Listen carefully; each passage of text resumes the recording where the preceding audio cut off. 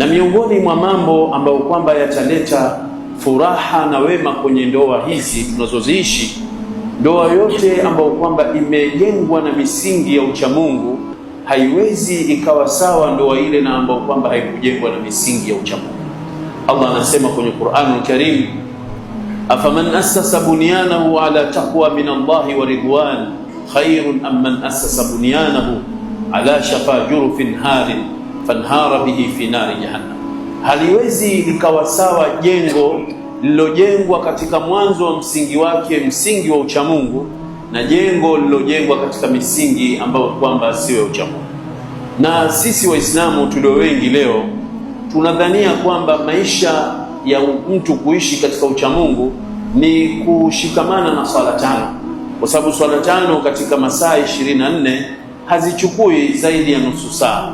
Sasa ili uishi katika uchamungu, ina maana maisha yako yote yawe kwa ajili ya Mwenyezi Mungu Subhanahu wa Ta'ala. Na katika mambo ambayo kwamba yatakufanya uishi kwa ajili ya Mwenyezi Mungu Subhanahu wa Ta'ala ni kuhakikisha mambo yafuatayo kwenye nyumba yako, ewe bwana harusi na sisi tuliotangulia. Ni upesi dakika chache na gusa hili tuweze kupata ile faida. Jambo la mwanzo, hakikisha ndugu yangu, ndoa yako ukaipambe na kitu kinachoitwa al-aqidatu sahiha, akida iliyokuwa sahihi.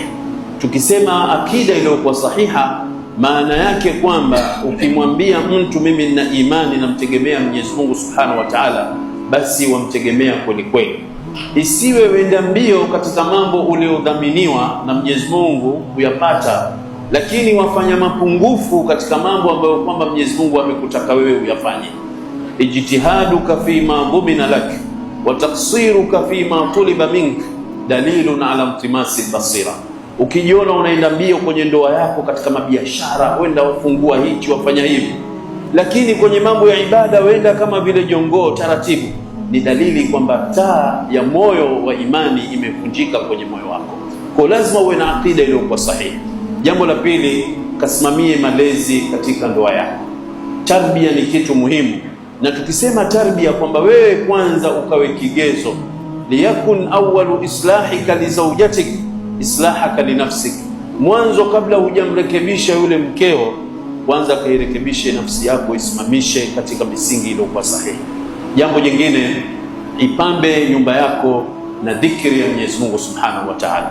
Kumbuka sisi tulio wengi tunaishi katika maisha ya ndoa, lakini walio wengi dhikri iko nao mbali kabisa. Mtu anaingia nyumbani kwake kama vile gari linapoenda kwenye parking, hana dhikri, hasomi dua, hasomi lolote. Anaingia nyumbani kwake wakati wa kula, hakuna dhikri, hakuna lolote. Na sisi tunazijua hadithi za Bwana Mtume Muhammad sallallahu alaihi wasallam, tukitaka kuzisoma zitajaa kwamba shetani anapoingia mmoja wenu nyumbani kwake bila dua, anasema vipi? Anawaambia wale wafuasi wake, adraktumul mabit, leo mumepata sehemu ya kulala. Na usiposoma wakati wa kula, anawaambia vile vile adraktumul asha, mmepata chakula, mmepata kulala na mmepata chakula. Kaijaze nyumba yako na dhikri ya Mwenyezi Mungu Subhanahu wa Ta'ala unapoingia na unapotoka. Lakini vile vile nyumba yako ijaze na kusoma Qur'ani kwa wingi. Sisi tunajua hadithi za Bwana Mtume sallallahu alaihi wasallam kwamba nyumba ambayo kwamba haisomi Qur'ani ni nyumba ambayo kwamba itatawaliwa na misingi ya kishetani. Na Mtume sallallahu alaihi wasallam anasema, mathalul bait, mfano wa nyumba ambayo kwamba ni kutajwa Mwenyezi Mungu na kusoma Qur'ani ni mfano wa hai na maiti.